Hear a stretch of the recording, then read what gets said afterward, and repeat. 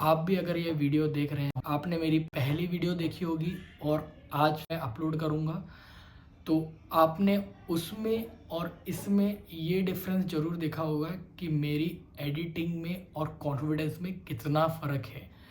जब मैं first video create कर रहा था, आई वॉज रियली ब्लैंक कि मैं कैसे बोलूँगा यार पब्लिक के सामने। अगर इस वीडियो को एक एज्यूम करते हैं कि 1000 लोग या 1 मिलियन लोग देख लेते हैं, तो I was not that confident कि मैं उनके सामने इतनी सारी बातें कर लूँ। अगर बात की जाए बड़े क्रिएटर्स की, बड़े यूट्यूबर्स की, तो उनकी भी अगर आप बिगनिंग और ओल्ड वीडियो निकाल के देखेंगे, उनका भी कॉन्फिडेंस लेवल आपको समझ में आएगा कि वो कैसे बात किया करते थे और आज कैसे बात करते हैं। इवन दो मैंने ये भी चीज़ ऑब्जर्व की है, कुछ लोग जब यूट्यूब क्रिएट कर रहे थे या यूट्यूब पे कोई नई वीडियो अपलोड कर रहे थे, तो पहली बार जब उन्होंने वीडियो डाली थी, वो that is just for a fun purpose, not as a serious career, not as a serious content creator, not as a serious YouTuber. तो अगर एक डेटा की बात की जाए, तो यूट्यूब पे over 114 millions active YouTube channels हैं और उसके साथ 60 मिलियन अपलोडिंग मंथली है। As per the survey 1000 subscriber are still struggling. Monthly uploader हैं अराउंड 60 मिलियन। डेली के डेटा की बात की जाए, 20 million are daily uploading videos. एक डेटा के हिसाब से 15,000 plus have crossed 1 million subscriber, जो कि इंडियन हैं। तो एलिजिबिलिटी क्राइटेरिया की मैं बात करूं, 1000 सब्सक्राइबर होने चाहिए और 4000 पब्लिक वॉच आवर्स होना चाहिए in the last 12 months. And CPM कैसा है आपका और आरपीएम कैसा है। अच्छा, यूट्यूब में पैसा मैंने आपको पहले भी बताया था बहुत तरीके से आता है, जैसे एडसेंस से आता है, व्यूज से आता है, वॉच टाइम से आता है। एग्जाम्पल के तौर पे अगर मैं बात करूं, तो आपके अगर एक महीने में 1 लाख व्यूज हो जाते हैं, तो you will earn something around 5000 to 15,000, मतलब 5,000 से लेकर 15,000 के बीच में आप सिर्फ एडसेंस से ही कमा लेंगे। So moreover, the actual income is understood by views and RPM.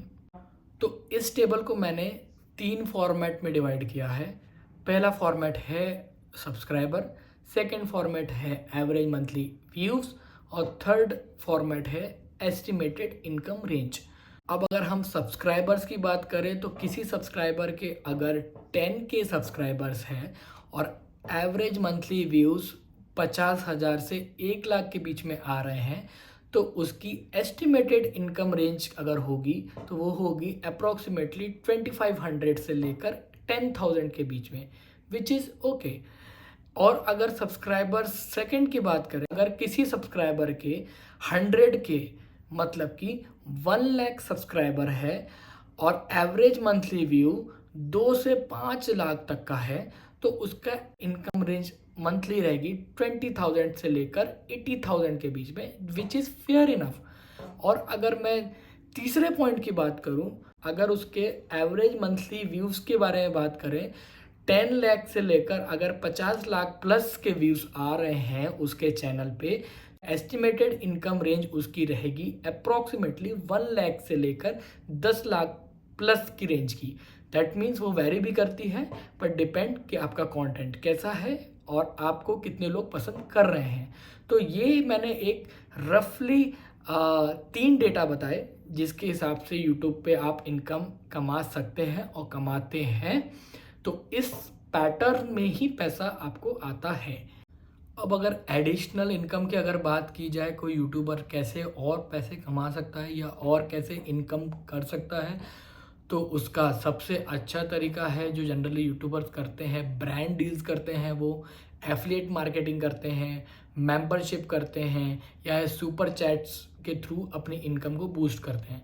End of the video एक ही बात कहूँगा कि आपको कंटेंट क्रिएशन ज़रूर करना चाहिए, इसलिए नहीं कि आप एक अर्निंग करेंगे, अर्निंग ऑब्वियसली करेंगे, आप मेहनत कर रहे हैं, आप अपना टाइम दे रहे हैं, आपको अर्निंग होगी, बट आपकी एक ब्रांड वैल्यू भी बनती है अगर आप कंटेंट क्रिएशन करते हैं तो मैं ये मानता हूँ कि आपके इंटरेस्ट और आपके स्किल सेट के ऊपर आपको कंटेंट क्रिएशन करना चाहिए, आपको वीडियोस अपलोड करनी चाहिए, कंटेंट क्रिएशन करना चालू कीजिए, क्योंकि आने वाला कल कंटेंट क्रिएशन का ही है।